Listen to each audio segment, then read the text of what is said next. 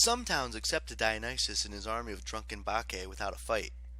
When that happened, everything was sunshine and smiley faces. The town got free wine and the knowledge of how to make it. The Bacchae threw a big party. Everybody honored Dionysus, and the next morning the army moved on, leaving a bunch of broken glasses, crushed party hats, and people with hangovers. Not everybody liked this new god and his followers, though. King Pentheus of Thebes distrusted Dionysus. The god's army of drunks seemed dangerous and barely under control. If Pentheus had heard what had happened to Lycurgus, then he decided to play it cool when Dionysus came to visit. "Give me some time to think over your offer," the king said.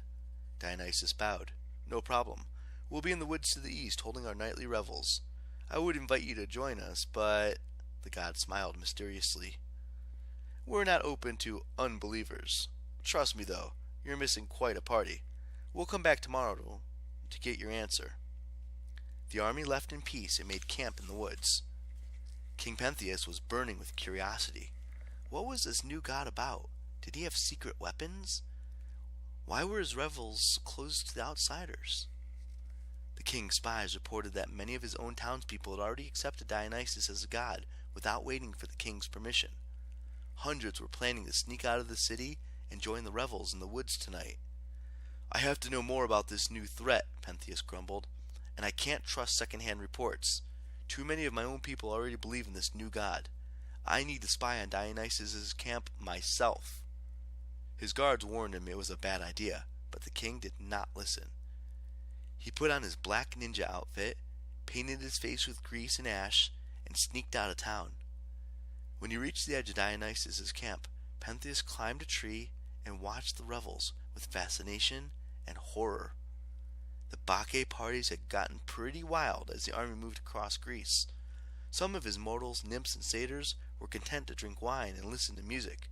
Others put on rowdy comic plays, because Dionysus had become the patron god of theater.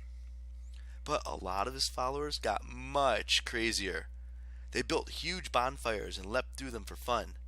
Others got drunk and staged wrestling matches to their death. Others, well, I'll have to let you use your imagination. Personally, I've never been to Mr. D's revels. If I went, my mom would ground me for eternity. But there was some crazy stuff going on. Dionysus' most hardcore followers were a group of nymphs called the Maenads.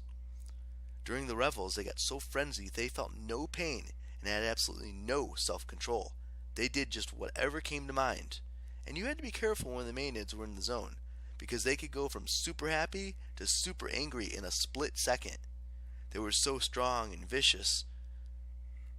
Imagine 30 drunk she-hulks with razor-sharp fingernails, and you've got the general idea. They acted as Dionysus' bodyguards and shock troops, so nobody would ever dare whip the god again. That night, they were dancing around Dionysus as he sat in his makeshift wooden throne, drinking wine and toasting his followers. He usually wore the same outfit, purple robes with a wreath of oak leaves. As a symbol of his power, he held a special scepter called the Thysus, which was topped with a pine cone and encircled with grapevines. If that doesn't sound like much of a weapon, then you've probably never been smacked upside the head by a pine cone on a stick. Anyway, Pentheus watched the revels from up in the tree. He started to realize that this new god Dionysus was much more powerful than he thought. Hundreds of Pentheus' own townspeople were dancing with the crowd. Then he saw an older woman chatting with some satyrs by the bonfire, and his heart turned to lead. "Mother?" he whimpered. He didn't say it very loud, but somehow the god sensed his presence. At the other end of the clearing, Dionysus casually stood up. He drained his wine cup and strolled over to the fire. Prometheus didn't even dare move. He knew if he tried to run, he would never make it. Dionysus leapt up and grabbed a huge branch. It was heavier than any human would have been able to bend, but he pulled it down easily. King Pentheus was completely exposed. The music died. Hundreds of Bacchae stared at the spy in the tree. "Looky here," Dionysus said. "The king is trespassing, making a mockery of our sacred rituals." He turned to the Maenads and the rest of the revelers. "What do we do with trespassers, my friends? Show him!"